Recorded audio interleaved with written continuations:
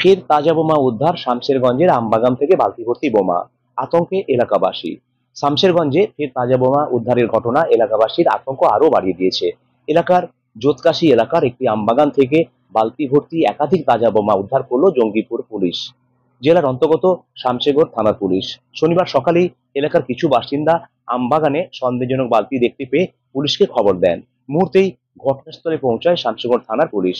বোমা উদ্ধারের হওয়ার সঙ্গে সঙ্গে গোটা আমবাগান ঘিরে ফেলে পুলিশ এবং স্থানীয়দের সেখানে যেতে নিষেধ করা হয়। খবরে দেওয়া হয় বোম স্কোয়াডকে। পরে বোম স্কোয়াড এসে বোমাগুলির নিষ্ক্রিয়করণের প্রক্রিয়া শুরু করে। পুলিশ সূত্রে তথ্য অনুযায়ী কে বা কারা এই বোমাগুলি আমবাগানে রেখে গিয়েছে তা খতিয়ে দেখা হচ্ছে। শামশেরগঞ্জ থানার আধিকারিকদের দাবি, ঘটনাটি অত্যন্ত তাৎপর্যপূর্ণ, কারণ সম্প্রতি ফরাক্কা, সুতি ও শামশেরগঞ্জের বিভিন্ন প্রান্ত থেকে একের পর এক তাজা বোমা উদ্ধার হয়েছে।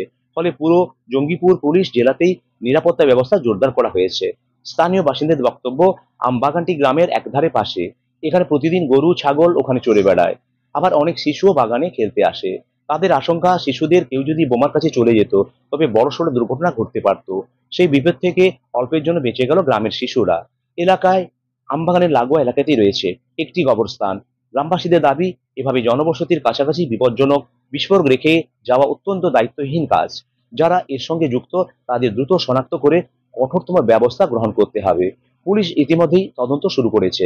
পাশাপাশি শামশেরগঞ্জ থানার আইসি সুব্রত ঘোষ পুলিশ প্রশাসনের পক্ষ থেকে সাধারণ মানুষকে সতর্ক থাকার পাশাপাশি সন্দেহজনক কোনো কিছু চোখে পড়লে দ্রুত থানাকে জানানোর অনুরোধ করা হয়েছে।